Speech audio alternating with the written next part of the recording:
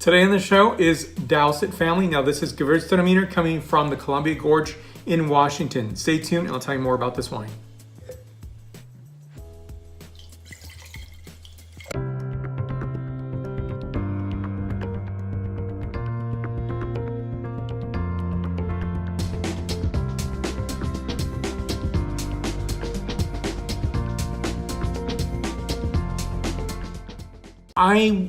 In all transparency sake, Gewurztraminer is not one of my favorite varieties.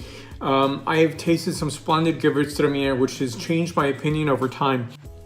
There are many different expressions of Gewurztraminer. So you can taste Gewurztraminer from North America, Australia. You can taste it from France and Italy and so forth. Germany, of course. And so when you taste these wines, they express slightly differently. And in some ways, Gewurztraminer is set up in terms of that appreciation or disappreciation, if you will, when people find that it has a very perfumed characteristic. So this one's really that midpoint. It's more of a tropical fruit note characteristic. So let me put a map where Columbia Gorge is right here. So it's fun to see where these wines are coming from. And when I looked at this wine, I'll bring this a little closer. So Dowsett Family.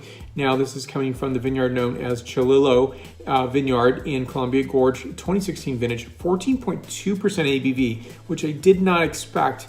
So the Columbia Gorge tends to be a cooler place, but if you pick this a little later and you do have some of that fall heat, it's going to, express in terms of the bricks at picking. So 14.2, in my opinion, is noticeable on this wine.